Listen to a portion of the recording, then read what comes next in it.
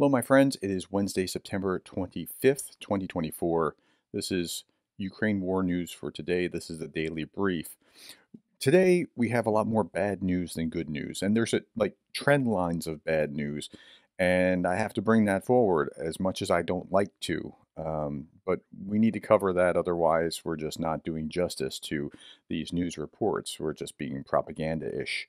Okay, 1,250 Russians off the battlefield, 15 tanks, 12 armored fighting vehicles, 74 artillery systems, 73 vehicles, and fuel tanks.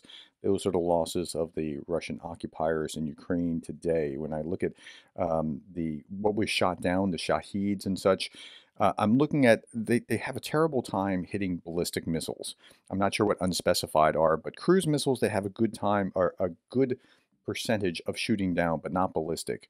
28 out of 32 Shahed drones were shot down as well. Shaheds, we talked about this just the other day, but the replacement value, Russia can create 16 or 17 per day. So 32 being used is actually kind of good in a weird way that now that's an extra day's worth of Shaheds that they don't have to be able to attack with. It's a weird way of thinking about it, but that's where we are. Here are Andrew Perpetua's losses for today. It's about 2 to 1, maybe 1.5 to 1, something like that, losses of the Russians to the Ukrainians, and that's where we are with that. Now, one killed, several wounded as Russia launches overnight airstrikes on Ukraine. This is just the same thing that's been going on and going on. This is the biggest good news, but it's not a lot. Ukrainian forces recently advanced west of the Kursk Oblast salient with Vovchansk in eastern Toretsk. Okay, so they're making marginal gains around the area in Kursk, around the periphery, but they're not there's no big breakthrough, there's no huge anything to report like that. Now, the bad news is that Russia is making gains outskirts of Vuhledar amid what appears to be an intensified offensive push near the settlement, but the capture of Vuhledar is unlikely to afford Russian forces any particular operational edge for further offensive operations in western Donetsk Oblast. That's according to the Institute for the Study of War. Okay, so why are they doing that? I've been scratching my head about that, and I think I have the answer now. Again, the 72nd Brigade of the AFU has started retreating from Vuhledar, so that's more bad news with that. Analysts noted that the situation in the town is critical, and these are likely to be the last stages of Vuhledar's defense. It's lasted for 31 months, and now it's starting to fall. This is the British intelligence update. Russian forces have made further gains in the vicinity of Vuhledar in the southeastern Ukraine. It is highly likely that Russian forces now threaten the town from 3 sides. They are already contesting the outskirts of the town, against which the Russia has made repeated assaults since 2022. It's likely that Russian forces will continue to pressure on this heavily defended part of the line over the next week. In central Donetsk Oblast, Russian forces are fighting with the eastern half of Toretsk and south of Pokrovsk. They have made only slow progress around Chasiv Yar. It's likely that Russian forces are attacking multiple objectives simultaneously. Here's why. This is the point: to stretch Ukrainian forces. So that's why. So there's a salient here, and the salient is pointed at, a salient is like a spear-shaped kind of something. It's pointed at Pokrovsk, but they should keep going to Pokrovsk to try to capture it before winter, but they're not doing that. They're trying to widen it. They're trying to spread it out, and in doing that, they're not going to get their main objective, but they are making it more difficult for Ukrainians who have to spread out. Russian offenses near Vuhledar and Pokrovsk aim to stretch Ukrainian forces. So that's what's happening. They should be pushing as far and as fast as they can in here, and I'm not complaining. I'm actually glad that they're not doing that, and the Ukrainians may be able to, as a consequence of this miscalculation, hold Pokrovsk through winter, and that would be great. If they could do that, I don't know that they'll be able to, but that would be great. Okay, now the way that Russia works is the way that Russia has, or the Soviets have always worked. They try to use mass. I mean, it's kind of they centralize, they use mass, and it can work against them. So here's the ISW again. The Russian military's continued use of known large-scale logistics facilities is a considerable vulnerability that Ukraine could exploit. But here's how, and this is why this is bad: if Western states remove restrictions against Ukraine, but they're not removing those restrictions. The United States has refused to lift restrictions for Ukraine on strikes deep into Russian territory, according to U.S. officials. The White House and Pentagon have yet to hear convincing arguments from Kyiv that such strikes would change the course of the war and prefer Kyiv to use weapons to attack Crimea. But striking in Crimea doesn't prevent Russians from striking with Russian missiles into Ukraine to destroy infrastructure that should never have been destroyed, but for the lack of anti-aircraft or anti-missile artillery or defense, or the ability to strike into Russia to stop that. So you can say use these to strike Crimea, but that doesn't solve the bigger problem that they have, and they're going to freeze this winter because we haven't solved that problem.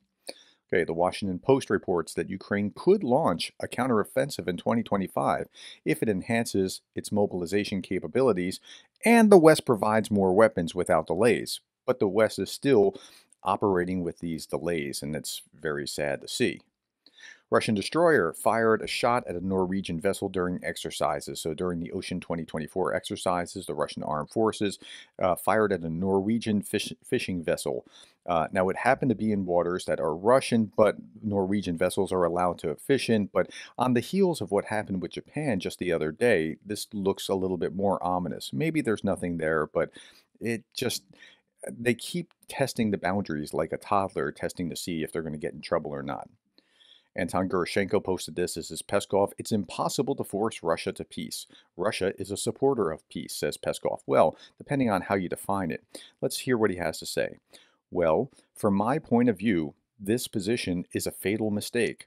A fatal mistake. A systemic mistake. This is the biggest misconception, which, of course, will inevitably have consequences for the Kyiv regime. Does the Kremlin think Russia can be forced to peace? No, the position of trying to force Russia to peace is absolutely fatal mistake because it is impossible to force Russia to peace. Russia, in fact, is in favor of peace, but peace on the condition of ensuring the foundations of its security and the fulfillment of tasks that are in front of the special military operation. So they mean, sure, you can have peace, but peace on their terms, which means they get to keep 4 extra oblasts and no NATO for Ukraine. So that's just a non-starter. Okay, a soldier from the 42nd Motor Rifle Division set his own vehicle on fire as a punishment for using it without proper orders from his commander. A fire quickly spread to a nearby field and forest, destroying 4 MT-LB armored vehicles and 2 T-72 tanks. This incident occurred in the occupied part of Zaporizhia. And so, like, they actually destroyed some of their own tanks and armored vehicles just by doing this stupid stuff. They're punishing him for illegally using his own vehicle, and he has to set his car on fire, and wow, how about that? In other news, Apple deletes 98 VPNs from the Russian App Store.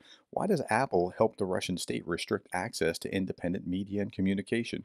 Because they want to continue doing business in Russia, and they made a calculation that they're going to be able to continue to do business there as long as they bend over to this request. Here's some more footage of an interception of a Russian Sarech reconnaissance drone. This is pretty important that you can, with a smaller drone, knock this down, and the cost benefit is significant. Meanwhile, Russians have started putting Ukrainian colors on their drones in order to not be identified. Look at this, blue and yellow. Or what's going on with this German cross here? It's a really interesting thing to watch. Okay, Skynet's defense systems are already on combat duty in Ukraine. Look at what this looks like. It looks like almost something like out of a video game. Look at that. That's pretty amazing that, like, that's the view that they have. Aftermath of a reported Ukrainian drone thermite attack on a Russian position. Multiple Ural-based trucks were destroyed, and this is what it looks like after the thermite from the drone, the fire coming out of the drone. It's significant. And look at the trees in the background. I mean, it's pretty intense. Okay, my rocket did not fail, says Darth Putin. It had a rapid, unplanned disassembly just prior to launch. I remain master strategist. And I'm going to leave you with this. This is a great quote. Heroes aren't born, they're made. That's right. The way leadership works is that leadership is built on authority. And I don't mean formal authority from your office. I mean the authority of The moral authority, like we want to follow you because we know that you have this stuff.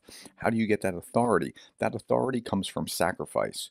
So leadership is built on authority, which is built on sacrifice, which is what's going on in spades in Ukraine right now. And then a sacrifice comes because of love. So you love your fellows, you love your country, you love whatever the mission, and that love leads to sacrifice, leads to authority, leads to leadership. And so heroes are not born, they are made. That's all that I want to say today. Thank you for your time. Thank you for the likes, the shares, and the subscribes, and thank you for being the kind of person that cares about Ukraine.